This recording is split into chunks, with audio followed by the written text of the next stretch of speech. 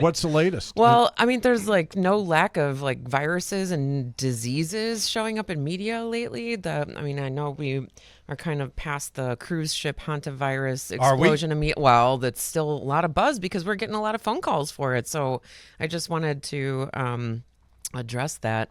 Hantavirus has always been linked to rodents. And the whatever happened on this ship was kind of a rare, unique case.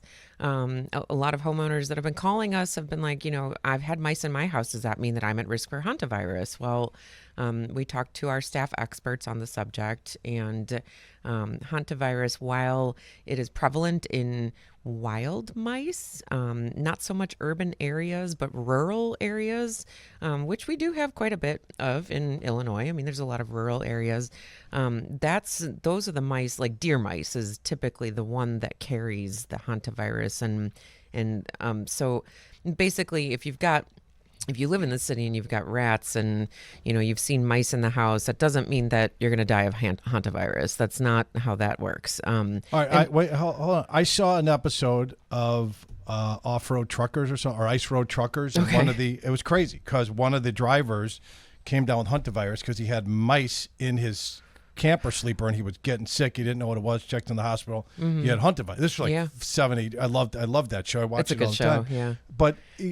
But yeah, so are there I mean, different type of mouse? And I'm not trying to be funny, but Yeah. do they are the mouse droppings more powerful in mice in Alaska or mice? It's about the rural species that live in these more rural landscapes. So the house mouse that we see the most of in Chicagoland is not a known carrier of hantavirus, but where it comes into risk is, that you get it by handling or being around the feces and the urine of this wild deer mouse.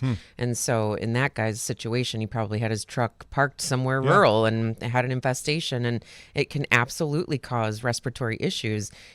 We partner with a couple of cleaning services on the North Shore and in Chicagoland, and they've encountered severely hoarder, situations in houses and, overrun with mice and things like that. And when they're contracted to clean these houses, there's a certain protocol that's necessary. You have to wear proper PPE. You have to wear, ventilation masks and whatnot. Otherwise, if you're stirring stuff up and cleaning these feces and all that, the dust from it can get into your lungs. Texter, Deanna, because her name is up there she must be a frequent texter.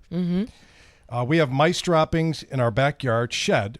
What sort of face mask should we wear while cleaning them out? You have to use a respirator, an N95 respirator with the cartridges, because that will properly filter out any kind of microscopic agent in the air once they're stirred up. So if you are going to tackle cleaning up after a mouse situation yourself, please, please, please make sure that you're wearing the right gear. Rat season. I see them all over the city driving a lower whack or forget about it. It's insane. It's like a racetrack. I just checked our phone records, and because I always do that before I come on the show to see what's the pest of the month. What are people talking about the most?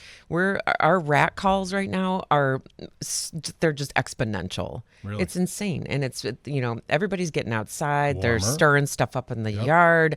There's garbage overflowing. People are spring cleaning.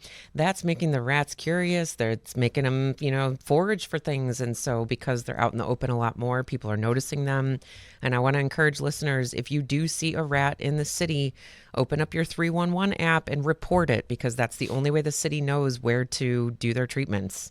If it is on private property, call Rose. We've got amazing solutions that are, family, pet, and pollinator friendly.